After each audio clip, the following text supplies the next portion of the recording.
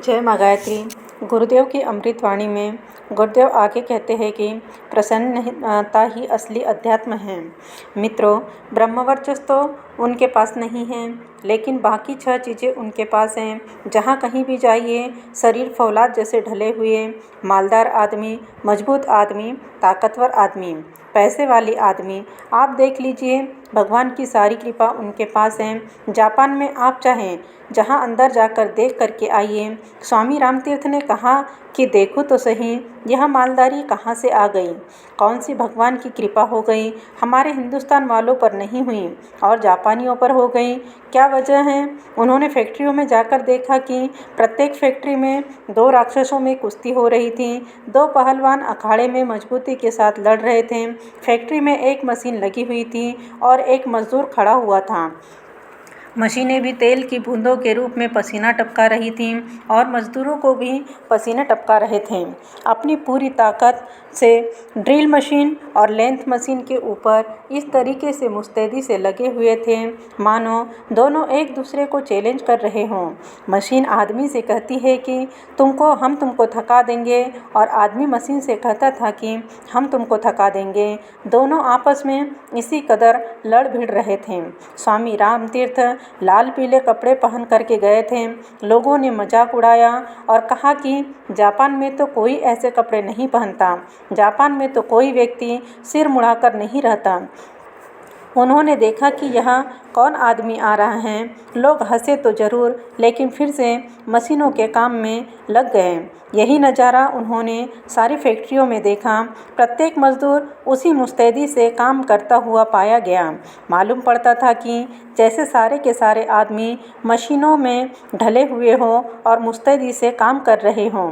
इसके बाद उन्होंने कहा कि चलो इनका घरेलू जीवन भी देखा जाए, और इतना काम करने के बाद में, इतना परिश्रम करने के बाद में तो आदमी को थक जाना चाहिए, चूर चूर हो जाना चाहिए, बेजार हो जाना चाहिए, बीमार हो जाना चाहिए। आखिर ये बीमार क्यों नहीं होते, थक कर चूर चूर क्यों नहीं होते, थकते क्यों नहीं? जरा इसकी भी वजह तो देखूं। स्वामी रामतीर्थ जापानियों का घरेलू जीवन देखने गए। वहां उन्होंने बड़ा मज़ेदार दृश्य देखा। मजदूर जैसे ही 5 बजे फैक्ट्री से छूट कर आया, घर का जीवन मानो जैसे क्लब बना हुआ है। मित्रों, क्लब में आदमी मनोरंजन करने के लिए जाते हैं, थकान मिटाने के लिए जाते हैं, लेकिन वहाँ तो क्लब का सारा ढांचा घरों में बना हुआ तैयार था। जैसे पिताजी ने घर में प्रवेश किया, बच्चे ने गुलाब का फूल लगा दिया, छोटी वाली बच्ची आई तो पियानो उठा लाई, बीवी ने गरम चाय बना दी, किसी ने कुछ और किसी ने कुछ काम कर दिया। बस पियानो बजाने लगी और नाच होने लगा। बच्चे नाचने गाने लगे, घर में मस्ती का माहौल बन गया। आधे घंटे के भीतर सब फ्रेश हो गए। फिर खाने पीने की बारी आई। सारी थकान को दूर करने के बाद में इस तरीके से वह मजदूर हंसी खुशी के साथ में जीवन यापन करने लगा। मज़े में सोता, रात में गहरी नींद आती, 8 घंटे की नींद लेता, सवेरे उठता और अपने काम पर चला जाता। उन्होंने समझ लिया कि इन लोगों के पास वे चीज़ें हैं जिनको अध्यात्म कहते हैं। इन्होंने अध्यात्म वाला पहला पाठ पढ़ लिया। दूसरे दिन टोक्यो विश्वविद्यालय में उनका व्याख्यान हुआ। उन्होंने कहा कि अध्यात्म का पहला वाला पाठ आप लोगों ने पढ़ लिया, आप लोग उसमें पारंगत हो गए। पारंगत होने का सबूत यही है कि अध्यात्म का जो लाभ मिलना चाहिए था वह यहाँ पर हर आदमी को मिला हुआ है। पूरा जापान समृद्ध संपन्न है। मित्रों, जापान का हवाला मैंने इसीलिए दिया है कि हमको अगर शक्ति की ज़रूरत हो, पैसों की ज़रूरत हो, दौलत की ज़रूरत हो, ज्ञान की ज़रूरत हो, शिक्षा की ज़रूरत हो, भौतिक वस्तुओं की ज़रूरत हो, जिनको हम और आप अध्यात्म का फल मानते हैं, असल में हम अध्यात्म को समझते नहीं। असल में अध्यात्म की हमें कोई जानकारी नहीं। ईमानदारी की बात यह है कि भगवान से हमारा दूर का रिश्ता भी नहीं है। हम कहते हैं कि हम भगवान का भजन करते हैं, बेटे आप बिल्कुल भी नहीं करते। आपको मैं यकीन दिलाता हूँ कि अगर आप भजन करते होते तो आपका यह हाल न होता। नहीं साहब, हम भगवान जी को जानते हैं। नहीं बेटे, तू नहीं जानता। आप पत्थर के खिलौनों को जानते हैं और मंदिरों को जानते हैं और फोटो एवं तस्वीरों को जानते हैं। भगवान से आपको कोई वास्ता नहीं है, कोई रिश्ता नहीं है। आइए भगवान को जानें। मित्रों, प्रायः लोग दो शिकायत करते रहते हैं। पहली बात को वे कहते हैं कि भजन करने के लिए हमको समय नहीं मिलता, और दूसरी बात यह कहते हैं कि भजन करने में हमारा मन नहीं लगता। जो आदमी इस तरह की बात कहते हैं उनके बारे में मुझे संदेह होता है। असल में वे भगवान को नहीं जानते। जानते होते तो शिकायत करने के लिए कोई ज़रूरत नहीं पड़ती। आपके यहाँ कोई बड़ा आदमी आए तो आपको टाइम मिलेगा कि नहीं मिलेगा, फुर्सत मिलेगी या नहीं मिलेगी। हमारे यहाँ यूपी के गवर्नर ने डीएम के माध्यम से खबर भेजी, संदेश भेजा कि हमने आपके यहाँ आने का 1 घंटे का कार्यक्रम बना लिया है। ठीक है, हमको मालूम नहीं था आप कब आने वाले हैं। चूँकि वहाँ से खबर आ गई है कि वे हमारे यहाँ आने वाले हैं, इसलिए हमने फ़ौरन इंतज़ाम कर दिया। दूसरे जो ज़रूरी काम थे फ़ौरन बंद कर दिए। वे आने वाले हैं, अतः उनके स्वागत का इंतज़ाम करना चाहिए। हमने उनके बैठने का इंतज़ाम किया। चाय के लिए बर्तन थे, उन्होंने तलाश किए। हमारे यहाँ ख़राब पुराने बर्तन थे, किराए से बर्तन मंगाए, आशियाना लगवाया, अपने अन्य सारे कार्यक्रम बंद कर दिए। तो महाराज जी, आपको फुर्सत मिल गई? हाँ बेटा, हमें फुर्सत निकाल ली।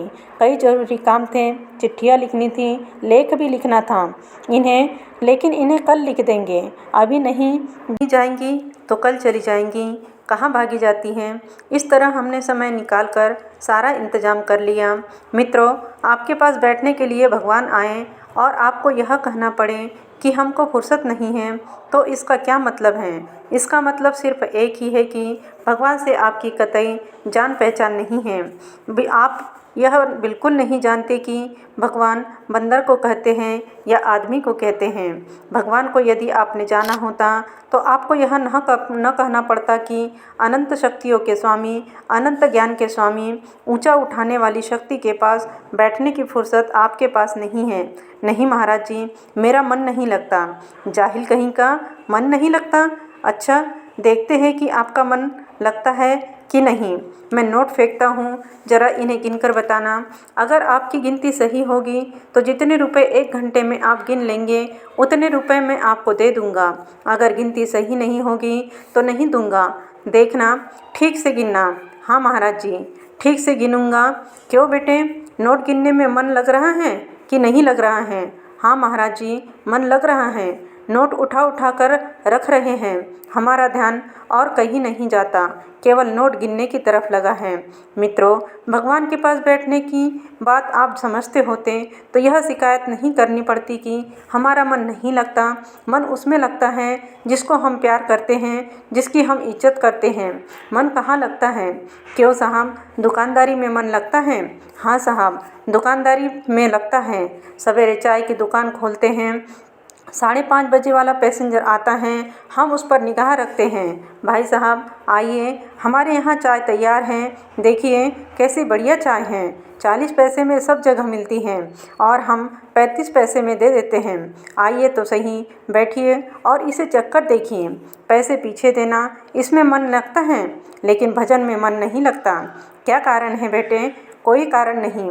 एक ही कारण है कि आप भगवान के बारे में बिल्कुल नहीं जानते। यदि जानते होते तो मज़ा आ जाता।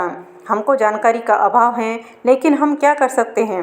भगवान की बाबत अगर जानकारी रही होती तो आपने अपने आप को क्या से क्या बना लिया होता और जाने क्या से क्या कर लिया होता।